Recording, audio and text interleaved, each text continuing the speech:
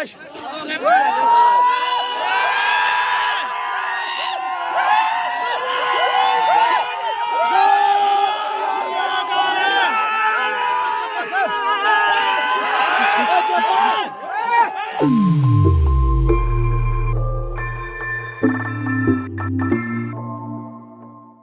नमस्ते दोस्तों, आप सबका एक बार फिर से स्वागत है आपके अपने YouTube चैनल सत्य सनातन में।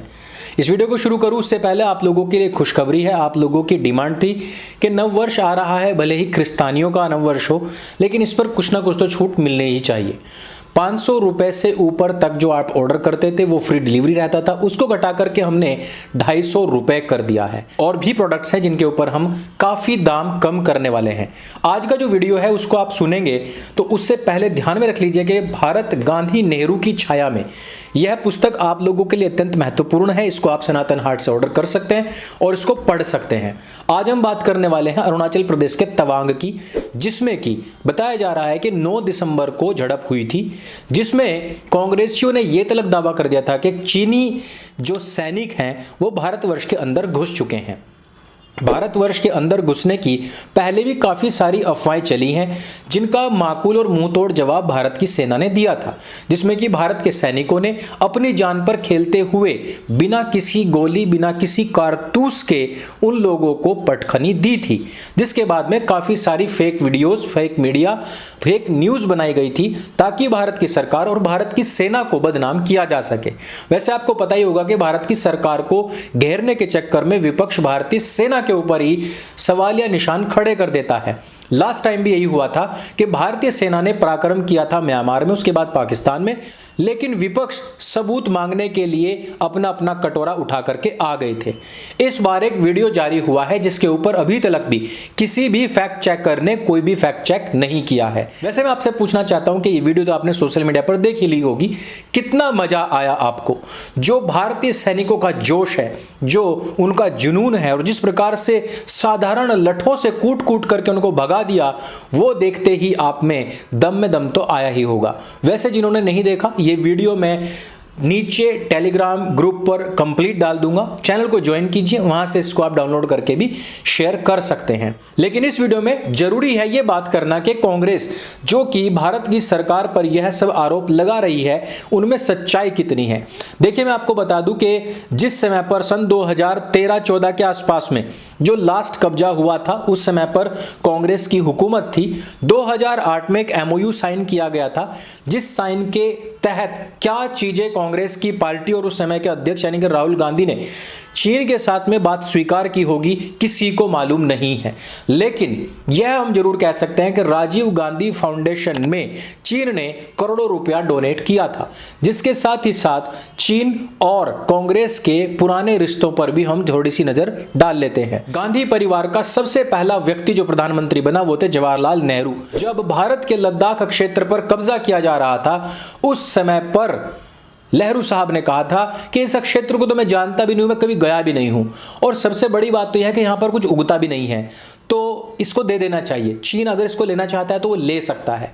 महावीर त्यागी नाम के उस समय के एक सांसद थे जो कि कांग्रेसी थे, और उन्होंने कहा था कि आपके इस टटरे पर भी कुछ भी नहीं उगता है, तो क्या इसको उठाकर भी हमें चीन को दे देना चाहिए?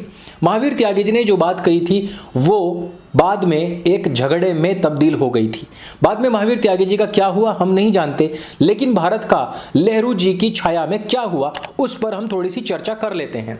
डोकलाम 1958 में नेहरू जी के रहते हुए ही भारत के हाथ से खिसका था। अगले ही साल यानी कि 1959 में लोंगजू नाम का जो एरिया है उसको भी चाइना हथिया लेता है, लेकिन कांग्रेस की हुकूमत यानी कि हमारे नेहरू जी इसमें भी कुछ भी नहीं कर पाते हैं।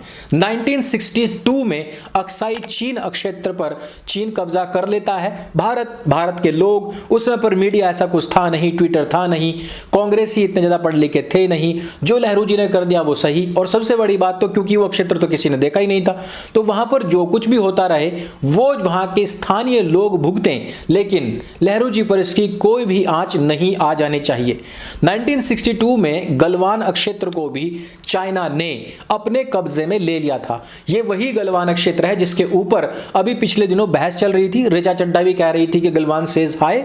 भारतीय सेना के पराक्रम पर सवाल उठाने वाले लोग तो बहुत हैं, लेकिन उसके पराक्रम को देख करके उसको प्रेज करने वाले लोग नहीं हैं। मुझे नहीं मिला है अभी तक ऋचा चड्ढा को कोई ऐसा ट्वीट जहां पर वो कह रही हो कि हमारी सेना ने कमाल कर दिया है। सिर्फ कहने सुनने के लिए है कि उनके परिवार के लोग सेना में थे, लेकिन इनके अंदर उनका रक्त नहीं है।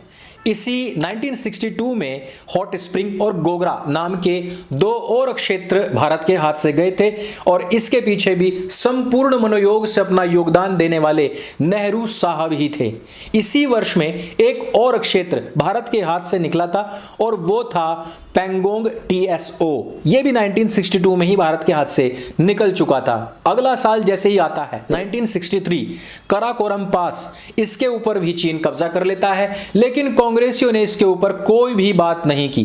कांग्रेसियों ने क्या किया, अंत में आकर के 2008 में एक MOU साइन किया और उसके बाद में चीन के साथ होने वाले गुप्त समझौतों को स्वीकार कर लिया था। 1994 में कोको आइसलैंड, इसके ऊपर भी चीन ने कब्जा कर लिया था। 2008 यानी कि उस समय पर, जिस समय पर कि कांग्रेस की हुकूमत थी, उस समय पर भी टिया पांग नाक नाम का जो क्षेत्र है, मुझे इंग्लिश में हो सकता है कि प्रोनाउंसिएशन में कोई दिक्कत हो, लेकिन इस क्षेत्र पर भी चीन ने अपना कब्जा कर लिया था। उसके बाद में चापजी वैली 2008 में ही हुआ, 2009 में डूम चैली, फिर 2012 में डैमजोक, 2013 में राकी नल्ला और 2013 में ही डेप्सांग बुल्ज BULGE। मुझे नहीं पता इसका प्रोनाउंसिएशन क्या होता होगा इंग्लिश में और हिंदी में, लेकिन इन सभी क्षेत्रों में 2013 तक आते आते नेहरू जी से लेकर के राहुल गांधी के अध्यक्ष पद पर रहते हुए दर्जन भर क्षेत्र ऐसे थे जिनके ऊपर चीन ने कब्जा कर लिया। और हम केवल चीन की ही बात क्यों करें, एक बहुत बड़ा क्षेत्रफल जो कि हमारे नेहरू साहब ने अपने डिस्प्यूट के कारण से जो पाकिस्तान को उठा करके दिया था, थाली में परोस करके, सोने और चांदी की थाली में परोस करके दिया था, उसके ऊपर भी बात होनी चाहिए। दोस्तों, यह क्षेत्रफल इतना ज्यादा बड़ा क्षेत्रफल है कि यहां पर अगर देखा जाए तो विश्व के काफी सारे देश हैं जो इन क्षेत्रफलों में समा सकते हैं। यह क्षेत्रफल केवल निर्जन प्रांत नहीं है, यह क्षेत्रफल केवल ऐसे नहीं कि जहां पर कोई फसल नहीं होती है, फसल से अलग चीजें भी बहुत कुछ होती हैं, लेकिन कांग्रेस की अकल कहां से आएगी, वो तो पहले ही नेहरू जी के बालों की तरह उड़ चुकी थी। आज इन क्षेत्रों को कंट्रोल करने में हमारे पसीने छूट रहे हैं, इन क्षेत्रों को कंट्रोल करने में हमारी सेना को जी जान लड़ानी पड़ रही है, इन क्षेत्रों को कंट्रोल करने में हमारी सरकारों को बहुत सारी रकम खर्च करनी पड़ रही है। अगर छोटी सी गलती उस समय पर नेहरू जी ना किए होते और उस समय पर जो स्थानीय अरुणाचल प्रदेश के और लद्दाख के जो लोग थे उनको मरने के लिए ना छोड़ा गया होता, कश्मीर के लोगों को मरने के लिए पाकिस्तानियों के हाथों ना छोड़ा गया होता। आप जानते हैं जिस समय पर चीन ने हमला किया था अरुणाचल प्रदेश पर, तो वहां के स्थानीय जनजातीय लोगों ने बांस के तीरों से उनका सामना किया था, उनके ऊपर हमला किया था, लेकिन यहां पर नेहरू जी ने सेना नहीं भेजी थी। अगर वो उस समय पर थोड़ा सा बुद्धि विवेक से काम ले लेते तो उस समय की जो गलती थी वो आज हमारे सामने ना आती और आज इस प्रकार की झड़पें हमें देखने ना मिलती। लेकिन कांग्रेसियों की बुद्धि है, उनको कौन समझाएगा। और ठीक उसी प्रकार से इन्होंने भी निर्जन प्रांत समझते हुए 2008 में कांग्रेस के अध्यक्ष राहुल गांधी साहब ने MOU के ऊपर साइन किया। अपने जो बनाया हुआ उनका राजीव गांधी फाउंडेशन है उसमें उनसे करोड़ों रुपया डोनेशन में लिया और उसके बाद भी काफी लंबे समय तक वो उनके राजदूतों से, उनके राजनयिकों से चोरी छिपे मिलते रहे हैं। भारत ने इतना सब कुछ खोया है केवल और केवल नेहरू गांधी परिवार के इस अंतर्द्वंद या फिर जो उनको मिलने वाली डोनेशन और बाहरी पैसा था उसके लालच में।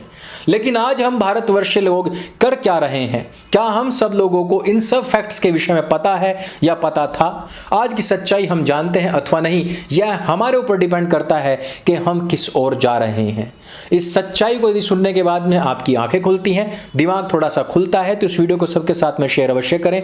सनातन हाट पर पहुंचे, 250 रुपए तक का कोई भी प्रोडक्ट अगर आप वहां से लेंगे तो आपके लिए वो पूरी तरीके से डिलीवरी फ्री होगा। इस वीडियो को शेयर करें, चैनल को सब्सक्राइब करें। मेरे संग बोले सत्य सनातन वैदिक धर्म की जय। जय हिंद, वंदे मातरम।